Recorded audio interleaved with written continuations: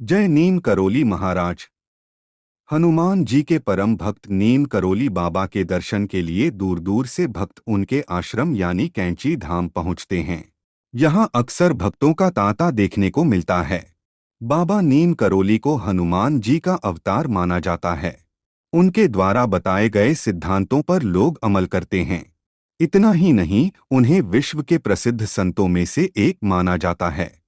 कहा जाता है कि हनुमान जी की उपासना से उन्हें चमत्कारिक सिद्धियां प्राप्त हुई थी। ऐसे कई सारे चमत्कार उनके द्वारा किए गए हैं, जिन्हें देखकर और सुनकर लोग आज भी हैरान हो जाते हैं। बड़ी बात यह है कि क्रिकेटर विराट कोहली ही नहीं, प्रधानमंत्री नरेंद्र मोदी से लेकर फेसबुक के मार्क जुकरबर्ग तक नीम करोली बाबा की महिमा की गुणगान कर चुके हैं। चलिए जानते हैं उनका अद्भुत किस्सा। एक बार द्वितीय विश्व युद्ध के दौरान एक भक्त की पत्नी को बुखार आ रहा था और वो कमजोर होती जा रही थीं। ऐसा लग रहा था कि वो बच नहीं पाएंगी। भक्त अपनी पत्नी को लेकर बहुत चिंतित थे। इधर बिगड़ती तबीयत को देखकर उन्होंने अपने ससुर अनूप शहर के रहने वाले मोतीराम को तार भेजा। इस खबर से बुजुर्ग मोतीराम बहुत परेशान हुए और अपने गुरु मौनी बाबा के पास गए और उनसे कहा कि हे गुरुदेव, आज मैं आपसे विनती करता हूँ कि किसी भी तरह मेरी बेटी को जीवन प्रदान करें या मेरा जीवन समाप्त कर दें। मौनी बाबा कुछ देर तक ध्यान मुद्रा में रहे और फिर बोले, केवल बाबा नीम करोली ही जीवन को बहाल करने में सक्षम हैं। तुम उनसे अपनी इच्छा पूरी करने के लिए प्रार्थना करो। इस पर अनूप शहर में मोतीराम बाबा का ध्यान करने लगे और उनसे प्रार्थना की। इधर नीम करोली बाबा झांसी में उस भक्त के घर पहुंचे। और पूछा कि तुम्हारी पत्नी कैसी है। भक्त बाबा को नहीं पहचानते थे तो पूछा कि आप कौन हैं। इस पर बाबा ने उत्तर दिया, बाबा नीम करोली।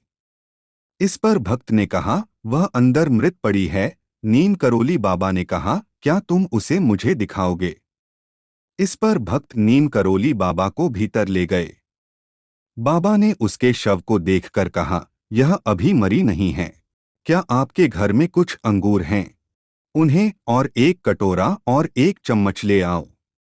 बाबा ने अंगूरों को हाथ में दबाकर थोड़ा सा अंगूर का रस निकाला और उस रस को उसके मुंह में डाल दिया। इसके बाद भक्त की पत्नी की नाड़ी धड़कने लगी और कुछ ही क्षणों में उसने आंखें खोल दीं।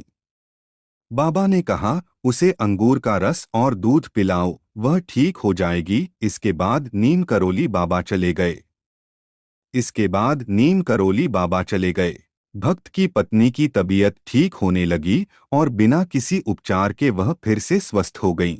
बाद में पता चला कि जब भक्त की पत्नी 6 साल की थी तब बाबा मोतीराम के घर आए थे। इसी समय पड़ोसी के घर में किसी की मृत्यु हो गई थी और बच्ची ने यह पहली बार देखा तो उसके कोमल हृदय को सदमा लग गया।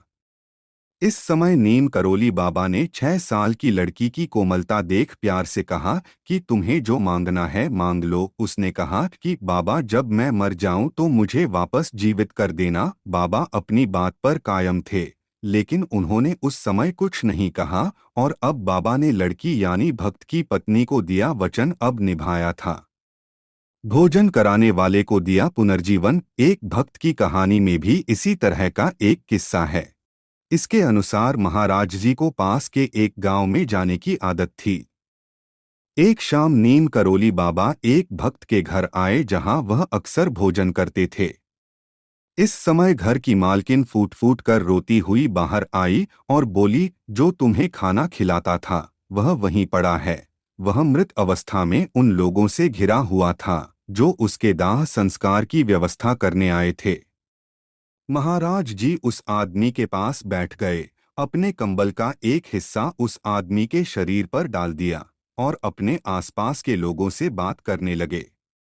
कुछ देर बाद महाराज जी उठे और कहा कि वह जाकर अपना भोजन कहीं और करेंगे। किसी ने भी उन्हें रोकने के बारे में नहीं सोचा। महाराज जी के चले जाने के बाद वह व्यक्ति नींद से उठकर बैठा और बोला, मैं यहाँ क्यों लेटा हूँ। हर कोई इतना चकित था कि कोई भी उत्तर नहीं दे सका।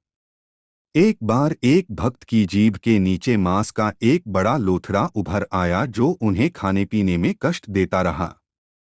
डॉक्टरों ने जांच के बाद बताया किया कि यह कैंसरस ग्रोथ है। वह भक्त बहुत दुखी हो गए कि कैंसर का कोई इलाज नहीं है, बच्चे छोटे हैं, मेरे बाद इनका क्या होगा, बाबा जी भी पता नहीं कहाँ हैं, उन्हीं से कुछ कहता। तभी कुछ ही अरसे बाद महाराज जी आ पहुंचे लखनऊ। और उस दिन जब शाहनशाह कोठी के पास गोमती किनारे मेहरोत्रा जी एवं प्रेमलाल जी के साथ बाबा जी मिले तो पहले तो उन्होंने सूरज बाबू से कहा कि मेरे लिए पानी ले आ, फिर प्रेमलाल जी से कहा दांत खोदने को एक सींक ले आ। जब दोनों विदा हो गए तो बाबा ने उस भक्त को पास खींचकर कहा, अब बता क्या कहना चाहता है। विह्वल होकर भक्त ने अपनी दशा कह अपना दुखड़ा रोया। तभी बाबा जी ने उन्हें अपने सीने से चिपटा लिया और अपनी दाहिनी हथेली से उनके सिर को कई बार जोर से मल दिया, फिर चेहरे पर भी हाथ फेर दिया और फिर छोड़ दिया, पर कहा कुछ नहीं। कुछ ही दिनों में वह कैंसरस ग्रोथ कहाँ गई। डॉक्टरों के लिए भी यह एक अजूबा ही बना रहा, पता न चला। रामपुर के एक भक्त पुलिस इंस्पेक्टर की पुत्री टाइफाइड बिगड़ जाने से मरणासन्न हो गई।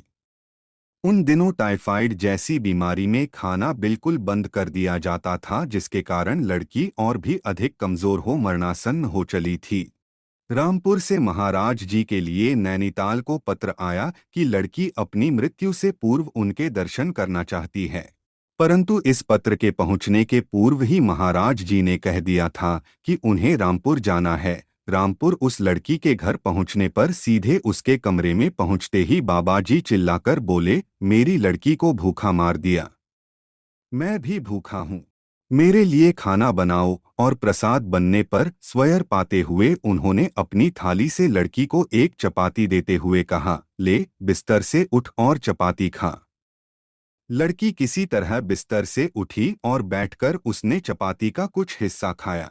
फिर महाराज जी ने उससे कहा, तू उठ कुर्सी में बैठ, मैं थक गया हूँ, बिस्तर में मैं लेटूंगा।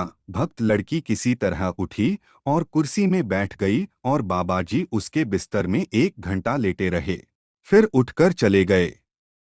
लड़की इतने से उपचार के बाद ही कुछ ही दिनों में पूर्ण रूपेण स्वस्थ हो गई। बाबा जी उसकी चारपाई में लेटकर उसकी समस्त व्याधि जो समेटकर चल दिए थे। यह थे नीम करोली बाबा के कुछ चमत्कारी किस्से। अगर आपको वीडियो पसंद आए तो प्लीज़ लाइक कीजिए और ऐसे ही और वीडियो के लिए हमारे चैनल को सब्सक्राइब कर लीजिए। धन्यवाद। जय नीम करोली महाराज जी।